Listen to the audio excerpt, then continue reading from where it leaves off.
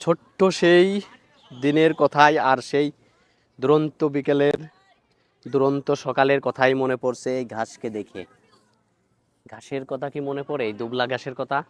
এখনো বিয়ে বাড়িতে গেলে, এখনো সেই বিয়ে বাড়িতে আসলে এখনো কোথাও কোনো বাড়িতে বিয়ে হলে এই দুবলা ঘাসের প্রচলনটা আছে। কিন্তু 7টা দুবলার এরকম ঠিক কয়েকটা দুবলার পাতা নেয়, দুবলা ঘাসের আগা বা পাতা নিয়ে যায়, ধান বিভিন্ন কিছু নিয়ে বিয়ে বাড়িতে বরণ ডালা সাজায়।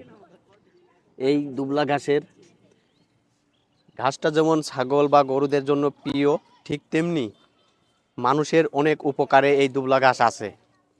ছোট্টবেলায় কৃষকদের দেখেছি, বা আমি নিজেও স্বয়ং সাক্ষী, যে কৃষক ভাইয়েরা যদি কখনো ঘাস কাটতে গিয়ে হাত কেটে যেত বা কিছু কেটে যেত, এই কয়েকটা দুবলা ঘাসের এই আগা নিয়ে মুখের ভিতরে চাবিয়ে হাতের তালুতে দিয়ে চিষে সেটা ক্ষত স্থানে বা কাটা স্থানে লাগিয়ে দিত।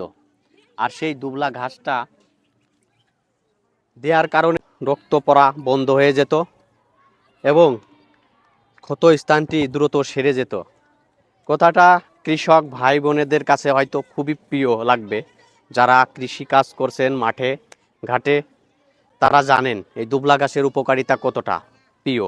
আবার সকালবেলায় এই দুবলা ঘাসের প্রত্যেকটা আগায় শিশির ভিজা, শীতকালে বেশি দেখা যায় শিশিরের বিন্দু থাকে, সেগুলো যে এত দারুণ লাগে এবং হাতের ছোঁয়ায় দিলে হাতটা পুরো ভিজে যায়।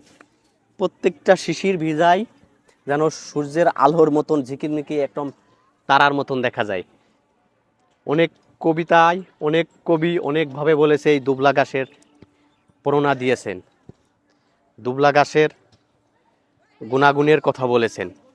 এই দুবলা ঘাসের এত নরম, এত সফট, পা দিলে একদম মনে হয় যে কি সুন্দর লাগছে, দারুণ লাগছে।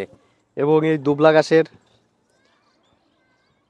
নিয়ে অনেক স্মৃতি জড়িয়ে আছে বাল্যকালের। প্রত্যেকটা মুহূর্তেই দুবলা ঘাসের কথা হয়তো মনে পড়ে। জীবনের প্রত্যেকটা ক্ষেত্রেই দুবলা ঘাসের কথাই আমাদের স্মৃতি মনে করে দেয়।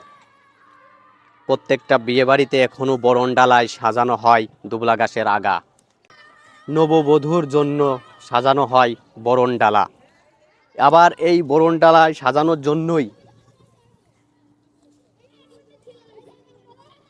কেউ বা আবার এই দুবলা ঘাসের